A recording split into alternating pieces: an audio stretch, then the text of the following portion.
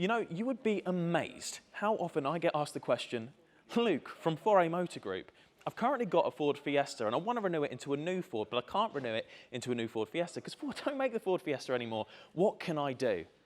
Well, actually, I get asked that every day, at least 10 times, and today I'm going to address that for everyone, so I don't need to keep repeating myself the key differences between the Ford Fiesta and the Puma and why you got nothing to worry about.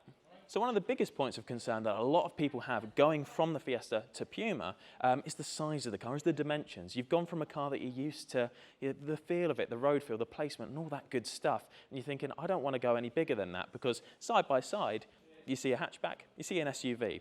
Well, what if I were to display the dimensions for the Fiesta right here, and as I steadily walk across the room to the Puma, I also put another set of details on this car's dimensions right about there.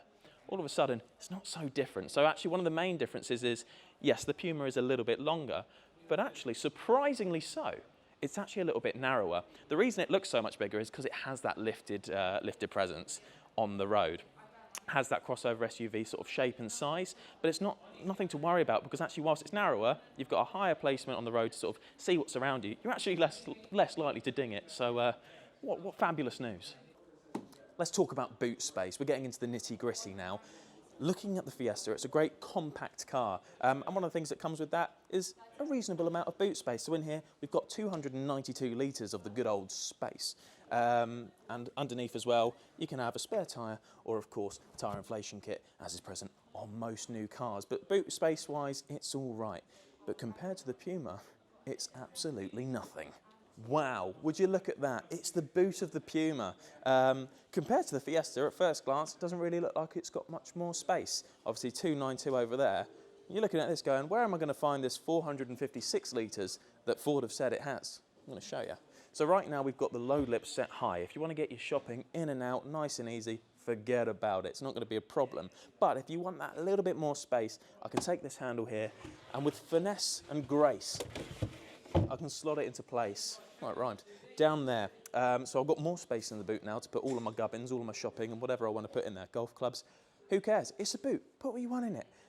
But again, there's a little bit more literage to be found in what Ford describe as the mega box. Put mega box in words there. How exciting.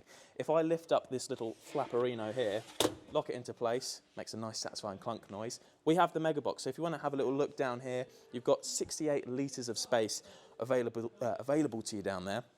And furthermore, it's all sort of rubber lined. So if it ever gets messy, a little bit dirty, you can twist the floor out. The plug comes free, hose it down. You could turn it into a cooler box if you wanted. Do what you like. It's your car. Buy it. You join me in the driver's seat of the Ford Fiesta. I'm stationary right now, but in my mind, I'm driving down a lovely B road. The sun's out, I've got my tunes on, I'm having a great time with my little 1 litre EcoBoost engine.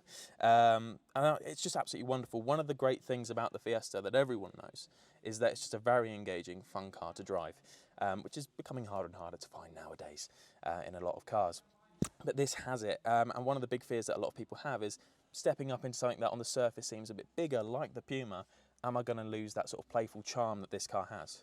Well, don't you worry, okay? Because the Puma is actually built on the same platform as the Fiesta and shares a lot of mechanical components. So you'll find that actually when you drive a Puma, it feels very, very similar to what you're used to. Only difference is you've got a little bit more space and you're a bit higher up. But that soulful charm of the Fiesta still lives on in the Puma. Welcome to the land of Sync 4. What does that mean, Luke? I'm going to tell you. If you've had a Fiesta, specifically the last generation, you'll have had Sync 3, which is the infotainment system in the middle. The new Puma, you get a lovely little upgrade. Pre-facelift, this was basically the same interior as the Fiesta, but we're all out of those now, or pretty much all out of them, so you're going to have to get a facelift one, and that's a great thing, because you get lots of cool stuff with that.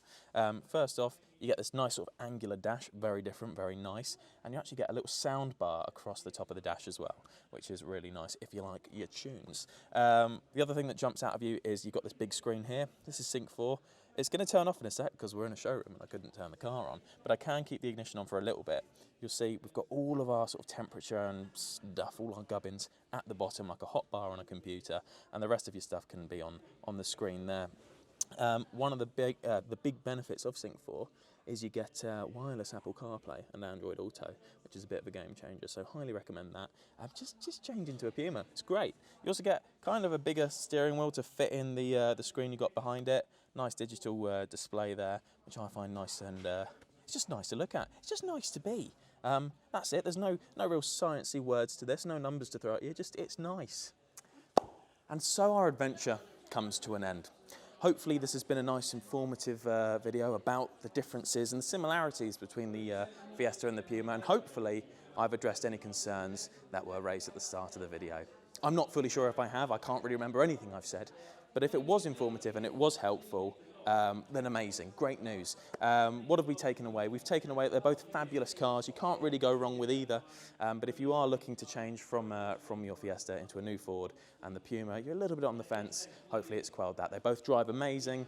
You've obviously got the upgraded Sync 4 and the upgraded facelift interior in there as well. And underneath, the heart still beats in the Fiesta, from the Fiesta into the Puma. So, like I say, hopefully you've enjoyed it. Hopefully you've learnt a lot.